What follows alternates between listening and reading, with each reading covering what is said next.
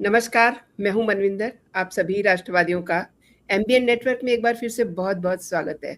पंजाब की राजनीति में एक बड़ा तूफान आ गया है। भगवंत मान एक कंट्रोवर्सी में फँस गए हैं। उनकी कुर्सी पे बनाई है और वो तर्क क्या दे रहे हैं?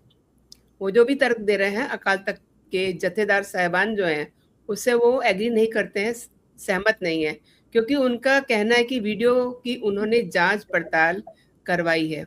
देखिए, केवल भगवंत मान के इस कंट्रोवर्सी से बाहर निकलने का सवाल नहीं है।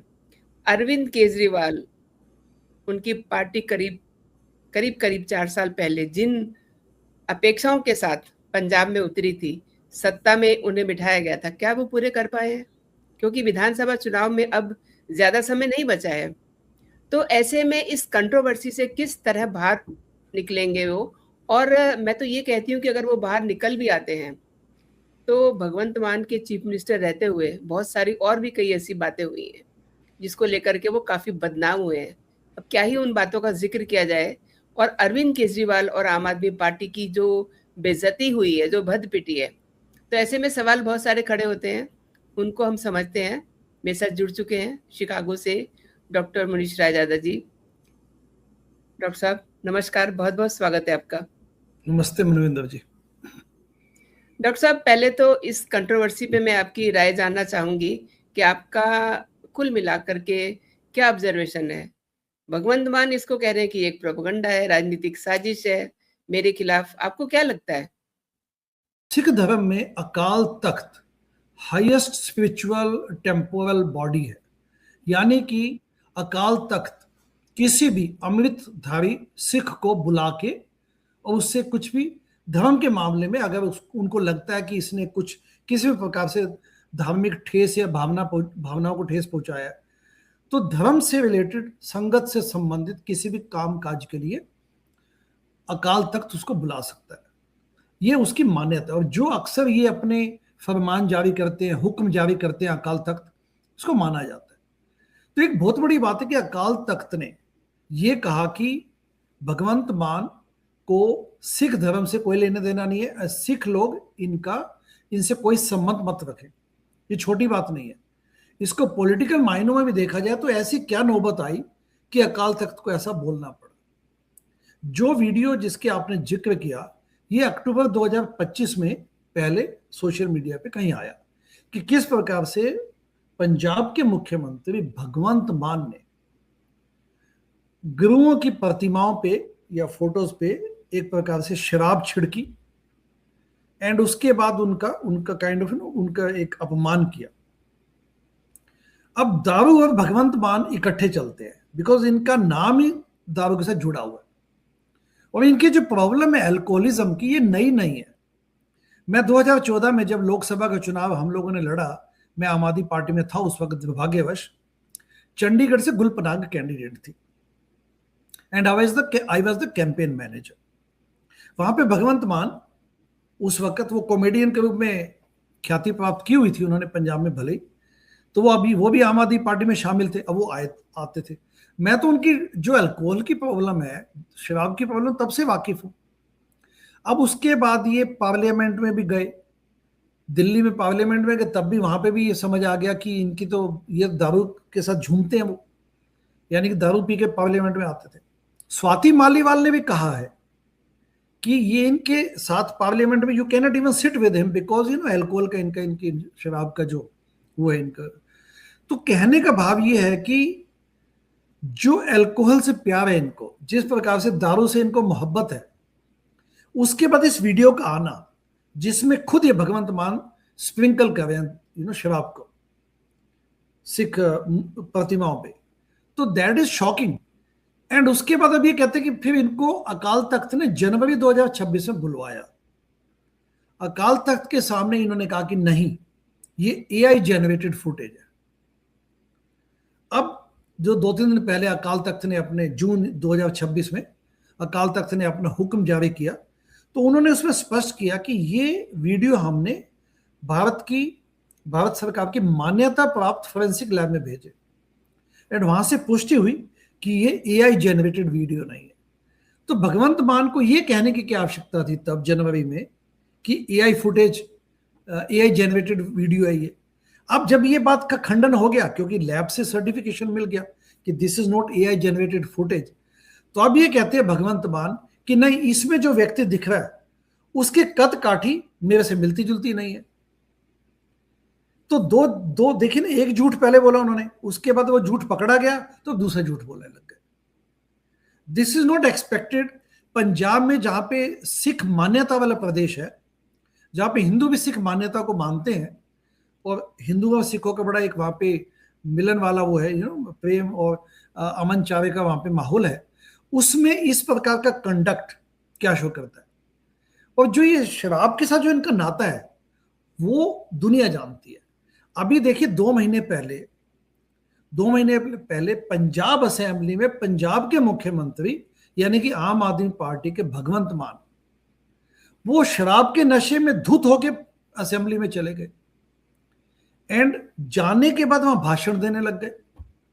और भाषण देते वक्त बिल्कुल जैसे एक शराब के नशे में धुत व्यक्ति अनाप शनाप बोलता है, उसको पता ही नहीं कि क्या बोले जा रहा है, वो उनकी जो भाषण था वो पूरी दुनिया में चला। क्योंकि सिख जो लोग हैं वो तो पूरी दुनिया में ग्लोबली डायस्पोरा का हिस्सा है, वो इंडियन डायस्पोरा का। तो पंजाब में जो घटित होता है पूरी दुनिया में बात फैलती है। अकाल तख्त के ज्ञानी कुलदीप सिंह गजगर ने जो अब ये बयान दिया है, जो हुक्मनामा जारी किया है, that is a very significant step.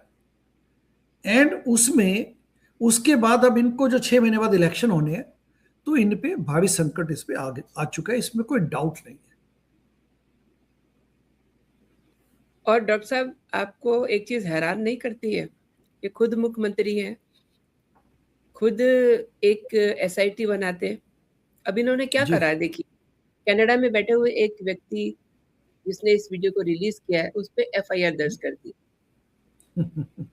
है ना। मतलब जी। हाँ, नामजद जिसे कहते हैं ना। हाँ। तो इसे किस तरीके से लेते हैं, क्योंकि इसमें चीजें ये खुद उलझते जा रहे हैं भगवंत मान। देखिए जी, भगवंत मान इज जस्ट ए स्टूज, ये तो प्यादा है अरविंद केजरीवाल के।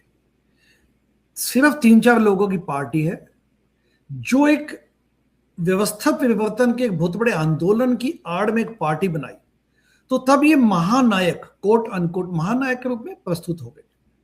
ना तो इनकी सोच में कोई ऐसी स्टेट्समैनशिप है अरविंद केजरीवाल की, ना ये चाहते हैं कि किसी भी ठीक व्यक्ति को पार्टी में रखा जाए। तो 2012 में जो ये पार्टी शुरू हुई, उसके बाद परिणाम क्या निकला कि इनकी पार्टी में कोई है ही नहीं आज। उसके बाद इन्होंने सत्ता के दलालों को लेना शुरू कर दिया, राज्यसभा की टिकटें बेचनी शुरू कर दी, जो भी ठीक बात बोले उसको पार्टी से निकाल दिया जाता था।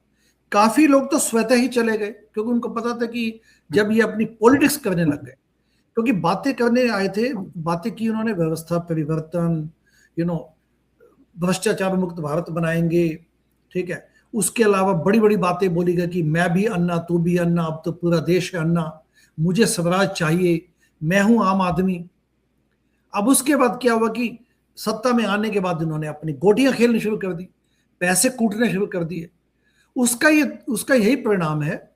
या आप दिल्ली से धकेल दिए गए इनको, दिल्ली से इनको 10 साल इन्होंने बदहाली की वहां पे।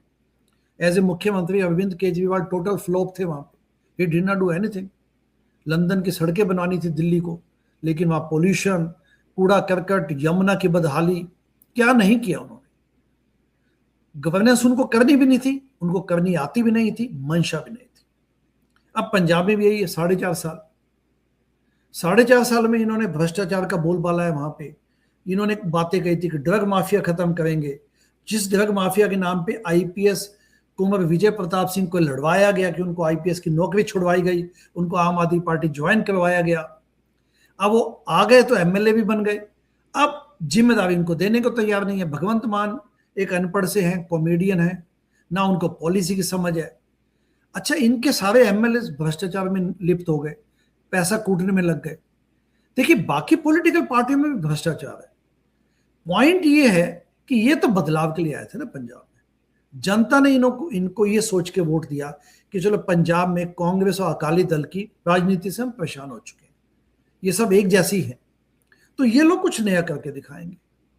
लेकिन अब पंजाब में भी इन्होंने काम नहीं किया कुछ। आईपीएस जो सॉरी डीआईजी भुल्लर का केस, वो तो सब जानते हैं कि किस प्रकार से 5 लाख की रिश्वत लेते हुए डीआईजी लेवल का एक पुलिस अधिकारी रिश्वत लेते हुए पकड़ा गया। जब उनकी कोठी में जाके जांच हुई तो वहां पे करोड़ों का कैश मिला, दुनिया भर की गाड़ियों के, घड़ियों के, विदेशी शराब के वहां पे भंडार मिले। So this shows the character of the government. Kunwar Vijay Pratap Singh को उन्होंने पार्टी से हटा दिया, जबकि ड्रग माफिया खत्म करने में उनकी भूमिका होनी चाहिए थी। पॉइंट में यह कहना चाहता हूं कि नशा मुक्त भारत, नशा मुक्त पंजाब, ड्रग मुक्त पंजाब, ये बातें बड़ी बड़ी की गई, लेकिन जो इनका मुख्यमंत्री है वो खुद शराब पी के बैठा है। लेकिन इसमें अरविंद केजरीवाल की चाल ये थी कि जब इस किस्म के प्यादे को जब बैठाते हैं तो तब आप उसके सिर पे बैठ जाइए और खुद राज कीजिए। अब उन्होंने पंजाब की सिक्योरिटी या पंजाब के सिक्योरिटी बंदोबस्त का पूरा इन्होंने भरपूर उसका दुरुपयोग किया। खुद अरविंद केजरीवाल ने खुद जेट में घूमते हैं। तो आपके प्रश्न का जवाब यही है कि इनको तो बेसिकली सत्ता का सुख भोगना था, वो सत्ता का सुख भोगे जा रहे हैं, and that is why they were not able to work for the common people of Punjab. And doctor साहब, इस वीडियो को एक तरफ रख भी दें, अभी कुछ दिन पहले ही देखा हमने, दुनिया ने देखा, मतलब मजाक बनाया इन्होंने भारत का, विधानसभा में कैसे ये टुल होकर के और क्या क्या बोल रहे थे और किस लैंग्वेज में वो भाषण दे रहे थे। तो सबसे पहले तो केजरीवाल को इन पे एक्शन लेना चाहिए था, प्लस अकाल तख्त से जो अब फरमान आ रहा है उनको भी उस समय ये दिखाई दिया होगा, केवल तैवानों पर जो इन्होंने कृत्य किया है वही नहीं है, जो विधानसभा होती है वो भी एक लोकतंत्र का मंदिर होता है, जहां पर ये झूमते हुए इन्होंने भाषण दिया। आपको क्या लगता है, मतलब केजरीवाल में इतनी हिम्मत नहीं है कि इन पर एक्शन ले? सीएम चेंज करने का, सीएम चेंज करें। केजरीवाल खुद फंसे हुए हैं, दिल्ली से उनको धकेल दिया गया, उनको दखल अंदाजी कर दी गई, उनको वहां से उनकी पार्टी की सत्ता छीन गई क्योंकि उन्होंने काम नहीं किया, नाकामी। अब पंजाब में Kejriwal is an outsider for Punjab, ना तो पंजाब से संबंधित है उनके, ना ही वो पंजाबी बोल पाते हैं, ना ही वो लोकल लोगों से कनेक्ट कर पाएंगे। उनकी एस्पिरेशन तो है कि पंजाब के मुख्यमंत्री बन जाए, ये तो बल्कि इस हद तक जा चुके हैं केजरीवाल कि कुमार विश्वास को इन्होंने ये बोला कि मैं तो पंजाब यदि अलग भी हो जाए, क्योंकि Punjab is a border state, Punjab एक अलग देश भी बन जाए, क्योंकि इन्होंने खालिस्तानियों को पूरा समर्थन लिया इन्होंने 2017 में भी, 2022 में भी। पंजाब में आम आदमी पार्टी आने के पीछे खालिस्तानियों को बहुत बड़ी भूमिका है। तो पंजाब में इस किस्म की सोच इनकी भी थी कि पंजाब अलग भी हो जाए देश से तो मैं एक नए देश का प्राइम मिनिस्टर बन जाऊंगा। ये ट्रांसपेरेंसी, पारदर्शिता वेब सीरीज में कुमार विश्वास के मुंह जबानी से आप सुन सकते हैं। यहां पे केजरीवाल पंजाब में किसी भी प्रकार से अपनी सत्ता नहीं चला सकते, वहां पे ये बात तो तय है। भगवंत मान के खिलाफ एक्शन लेते हैं तो भी कोई इनको कुछ फायदा नहीं हो सकता, क्योंकि पंजाब में अल्टीमेटली इस वक्त आम आदमी पार्टी स्वयं टूटने के कगार पे है।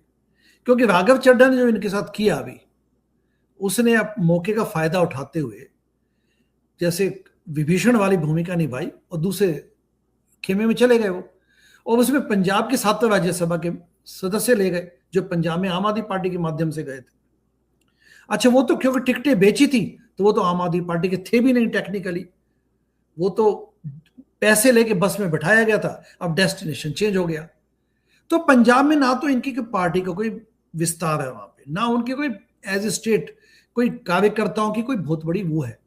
पंजाब में इन्होंने ऐसी टिकटें दी लोगों को, बेच बेच के पैसे बनाए, सत्ता में आ गए क्योंकि हवा भी चल रही थी, एंटी इनकम्बेंसी थी वहां पे, तो सत्ता में आ गए, काम इन्होंने किया नहीं।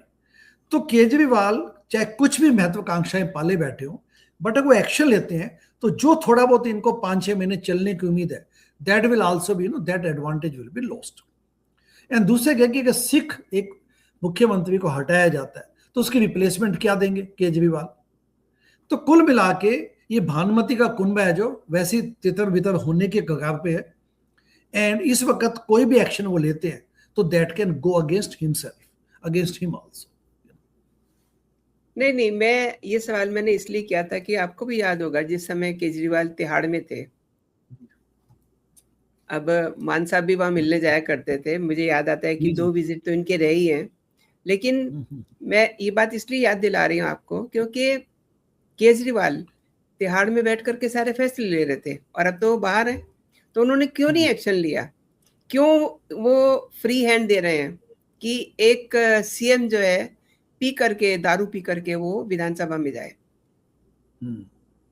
बिल्कुल ठीक है आपकी बात। पंजाब में मेरा ये मानना है कि पंजाब में इस वक्त, क्योंकि इलेक्शंस भी नजदीक है, पंजाब में जो ये अभी किया मुख्यमंत्री भगवंत मान ने, जो असेंबली में, जैसा आपने कहा कि डेमोक्रेसी का टेम्पल होता है विधानसभा, उसमें जिस प्रकार की हरकत की है, उसके बाद तो देखा जाए तो इनको बर्दाश्त नहीं किया जाना चाहिए था, इनकी पार्टी के द्वारा भी।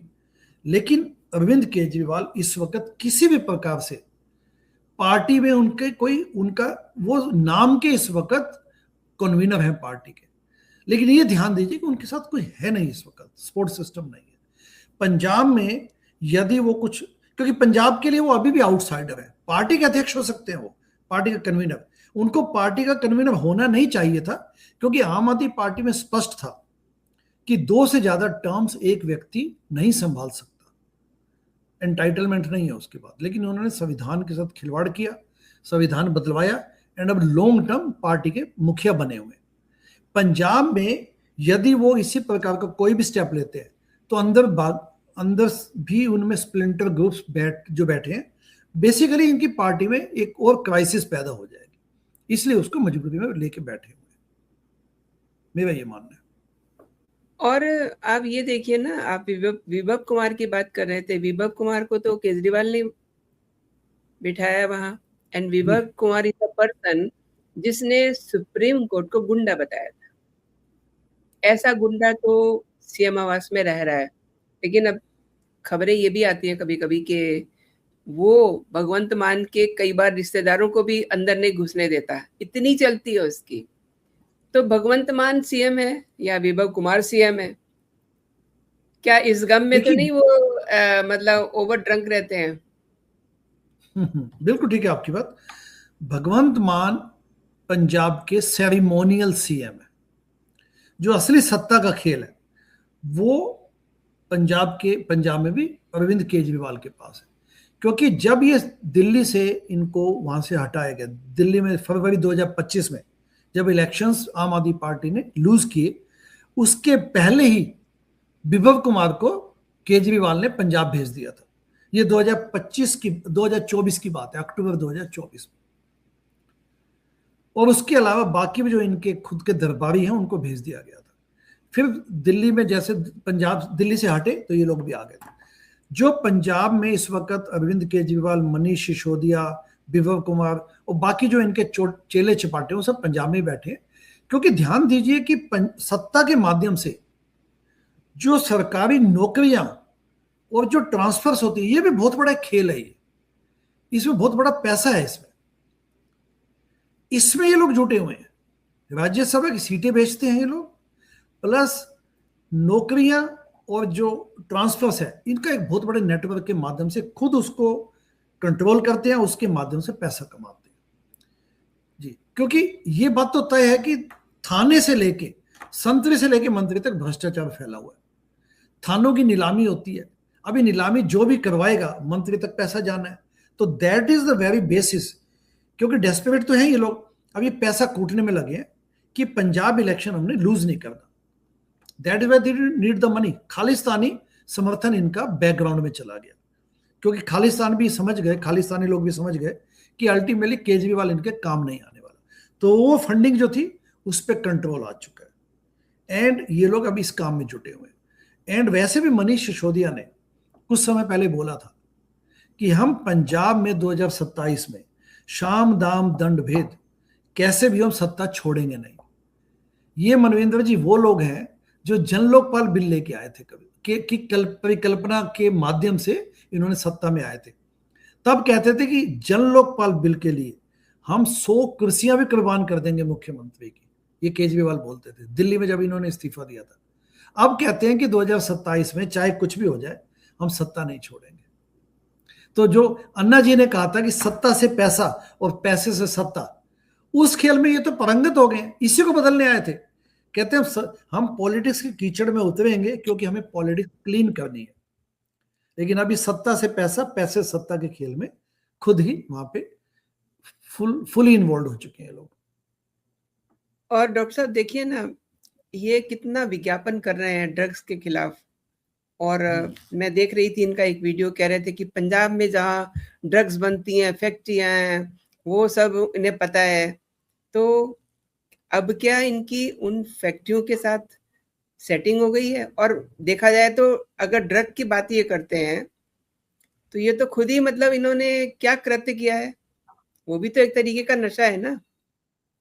अभी देखिए पंजाब में पंजाब केसरी के मुख्यालय पे इन्होंने वहां पे जांच करवा, काइंड ऑफ पुलिस भेज दी वहां पे, ठीक है जी। जबरदस्ती वहां पे मीडिया कर्मियों को बाहर निकाल दिया गया, तोड़फोड़ की गई। ऐसे इन पे दूसरे आरोप आए हैं कि किस प्रकार से जिनके पास जमीनें होती हैं, प्रॉपर्टीज होती हैं, उनको ये फंसाने लग जाते हैं। ऐसी घटनाक्रम आए हैं। एक चंडीगढ़ का भी घटनाक्रम आई थी। पर प्लस जो डीआईजी भुल्लर का जो केस है, प्लस इनके 10 से ज्यादा मिनिस्टर्स पिछले 4.5 सालों में, 10 से ज्यादा मिनिस्टर्स पंजाब सरकार के, आम आदमी पार्टी गवर्नमेंट के, वो लोग किसी न किसी ढंग से किसी न किसी स्कैंडल में फंस के या तो उनको इस्तीफा देना पड़ा, या उनसे इस्तीफा लिया गया, या उनको गिरफ्तार किया गया। स्टार्टिंग फ्रॉम जैसे सत्ता में 2022 में आए थे ये लोग, तब जो इनके उस वक्त विजय सिंगला, डॉक्टर विजय सिंगला हेल्थ मिनिस्टर थे, वो 1.5 महीने में, विद इन 1.5 महीना जैसे ही लोग सत्ता में आए थे, तभी उन्होंने 1,16,00,000 की रिश्वत मांगी थी, और उसके चक्कर में उनको पार्टी अपने पद से इस्तीफा देना पड़ा क्योंकि मामला पब्लिक में आ गया। और अभी भी देखिए इनके जो लेटेस्ट केसेस आए हैं, उसमें रमन अरोड़ा का नाम है, दूसरे कोई लालजीत सिंह है, कोई उनके जो एमएलए वो हैं, कई मिनिस्टर्स इनके एमएलए और मिनिस्टर्स पकड़े गए। एक कोटफट्टा मिनिस्टर था, उस एक एमएलए था, वो सरपंच से 5 लाख की रिश्वत मांग रहा था कि मैं आपको 25 लाख, आपके जो डेवलपमेंट के लिए पैसा आया है अमन कोटफट्टा, मैं तब रिलीज करूंगा जब आप मुझे 5 लाख रुपए की रिश्वत देंगे। तो ये लोग उन कामों में मशगूल हैं। सैंड माफिया वैसे की वैसे है, नशा माफिया वैसे की वैसे है, ड्रग माफिया भी वैसे की वैसे। इन्होंने पैसे खूब बनाए हैं पंजाब में, आम जनता बेहाल है वहां पे, जिसको वहां पे कहते हैं कि मतलब सत्ता का तो ये कि कितने हमें उसमें वो मिलेंगे, ट्रंक मिलेंगे ना पैसों के, इस किस्म की बातें यहाँ पे सुनने में आई है। सो पंजाब के लोगों से बात चलती है तो इट इज वेरी क्लियर कि जो बदलाव के लिए आए थे वैसा कुछ नहीं है। इन्होंने अपनी पॉलिटिक्स चमकाई है। और जो ये क्लेम की बातें हैं, जो बिल बोर्ड्स की सरकारें हैं, ये तो दिल्ली में भी यही था इनका। क्योंकि दिल्ली में भी आपको ध्यान होगा कि एजुकेशन के नाम पे, मोहल्ला क्लिनिक के नाम पे इन्होंने जो शोर मचाए रखा लगातार पूरे अपने देश में, जो भी मुख्य समाचार पत्र हैं, चाहे वो गोवा से छपता हो, चाहे तमिलनाडु से छपता हो, चाहे हिमाचल से छपता हो, इनके पूरे पूरे पेजों के इश्तिहार उसमें आते थे। प्लस मोहल्ला क्लिनिक को इन्होंने वर्ल्ड क्लास मोहल्ला क्लिनिक बोल दिया। अब देखिए वर्ल्ड क्लास कोई लेवल का कोई ऐसा स्पेसिफिक डेजिग्नेशन तो होता नहीं है, तो इन्होंने वर्ल्ड क्लास मोहल्ला क्लिनिक बोलना शुरू कर दिया। वो अलग बात है कि जब मोहल्ला क्लिनिक के नाम पे भी स्कैम्स किए इन्होंने, दिल्ली में भी इन्होंने स्कैम्स किए, लेकिन बिल बोर्ड पे बड़ी बड़ी बातें बोली गई। सेम माइंडसेट इन्होंने पंजाब में भी किया। और डॉक्टर साहब आपको याद होगा, आप तो पुराने इनके साथी रहे हैं, आप अक्सर कहते हैं दुर्भाग्यवश, तो ये कहा करते थे कि पंजाब में BMW की फैक्ट्री लगेगी, लेकिन आज क्या हाल है वहाँ? कोई फैक्ट्री आपको लगता है लगाई इन्होंने? उल्टा मतलब वहाँ तो नौकरियों का भी अकाल पड़ गया है। क्यों ये वहाँ पे नौकरियों का सर्जन नहीं कर पाए? और अगर ये अभी आप बात कर रहे थे मोहल्ला क्लिनिक की और इनके एजुकेशन के सेटअप की, तो वहाँ तो मतलब क्लासेस से ड्रॉप आउट का रेट बढ़ रहा है। मैं एक रिपोर्ट पढ़ रही थी, और माइग्रेशन जो हो रहा है वो तो सबको पता है। एग्जैक्टली पंजाब में ये सत्ता में आए, उसके पीछे यूथ का बहुत बड़ा हाथ था। यूथ को लगा कि यस, ये हमारे यहाँ पे एजुकेशन सिस्टम सुधारेंगे, नौकरियां पैदाइश होगी नौकरियों की, हमें कुछ मिलेगा। हमारा भविष्य उज्जवल बनेगा। अब वही यूथ पंजाब का पहले हताश था, इनमें उन्होंने आस्था जताई, अभी भी वही हाल है। अब पंजाब में कुछ भी गुणात्मक सुधार तो हुआ नहीं। इन्होंने अपनी पॉलिटिक्स खेली, उसके अलावा भ्रष्टाचार का बोलबाला हुआ, सब मिनिस्टर इनके खाने पीने में जुटे हुए हैं। और दूसरे का कि पार्टी की कोई आइडियोलॉजी भी तो नहीं है ना, जो नैतिकता या एक मोरालिटी होती है, कॉन्स्टिट्यूशनल मोरालिटी या कह लीजिए या पॉलिटिकल इम्प्रॉपराइटी, तो इनको तो किसी चीज से कोई लेना देना था नहीं ना। इन्होंने सिर्फ बातें बोल बोल के एक मीडिया के माध्यम से चमक गए और इन्होंने सत्ता काबिज कर ली। लेकिन जो चिंतन की कमी होने की वजह से इनको ना तो उस किस्म के लोग चाहिए थे, ना ही उस किस्म के लोग इनको मिले। तो एक अनदर पॉलिटिकल पार्टी, देश की जो डेमोक्रेसी में जो कोलाहल मचा हुआ है, जो क्यास मचा हुआ है, उसमें उन्होंने अपनी हीट उसमें जनरेट की है उसमें। डॉक्टर साहब, चलते चलते एक चीज और आपसे समझना चाहती हूँ मैं, मतलब ये पंजाब के लोगों को भी ये सोचना चाहिए ना। अब आप देखिए क्या हाल था बंगाल में, वो भी सीमावर्ती प्रांत है, कितने बुरे हाल थे वहां, लेकिन लोगों ने एक परिवर्तन करके देखा है ना। आपको क्या लगता है, मतलब पंजाब के लोग, जैसा कि पंजाबियों की आदत होती है, एक बार वो चीज को चेक जरूर करते हैं, आपको लगता है कि आने वाले दिनों में वो भारतीय जनता पार्टी को भी आजमाएंगे? और मेरे ख्याल में आजमाना भी चाहिए। देखिए, पंजाब में 2027 में जो चुनाव होने हैं, उसमें आम आदमी पार्टी किसी भी प्रकार से कोई चांस स्टैंड नहीं करती। लोग इनसे, जमीनी हालात ये हैं कि पीपल हेट देम, क्योंकि इन्होंने धोखा भी दिया देश के साथ, इन्होंने जनता के साथ, उन्होंने उनकी इमोशंस के साथ खिलवाड़ किया। अब पंजाब में अकाली दल, कांग्रेस और बीजेपी, ये कैसे आगे अल्टीमेटली कैसा समीकरण बनता है वहां पे, क्योंकि पंजाब में बीजेपी अकाली दल के साथ तो इनकी मजबूत, तब जब इनका कॉम्बिनेशन था तो मजबूत थे ये लोग। पंजाब में बीजेपी की अपने आप में उतनी बड़ी स्टैंडिंग है नहीं वहां पे, लेकिन अब आने वाले समय में क्या होता है ये सब वक्त बताएगा।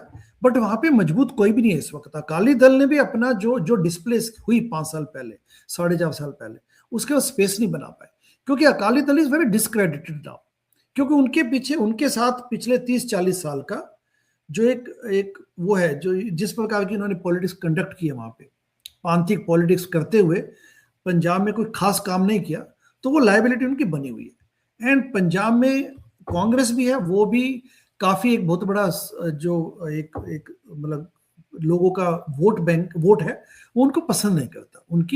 उनकी जो सिख अफेयर्स को लेके भी जो उनकी पॉलिटिकल स्टैंड है, और जो इंदिरा गांधी के वक्त में जो हुआ, तो उन सब चीजों को लेके पंजाब में कांग्रेस के प्रति कोई ज्यादा वो नहीं है। अब उसके बाद क्या होता है ये, और बीजेपी इतना क्या स्पेस बना पाती है, टाइम विल टेल। डॉक्टर साहब, आपने बेहतरीन जानकारी दी है मेरे दर्शकों को, और मैं दर्शकों से भी ये कहना चाहूंगी कि आपको ये चर्चा कैसी लगी, आप ज़रूर कमेंट करके बताइए, और वीडियो को लाइक ज़रूर कीजिए और अपने दोस्तों में भी इसको शेयर कीजिए। एंड डॉक्टर साहब, एक बार तो मुझे लगता है कि ज़रूर वहाँ के लोग बीजेपी को भी आजमाएंगे। Let's hope for better. जुड़ने के लिए बहुत बहुत धन्यवाद। जय हिंद, जय भारत। जय हिंद।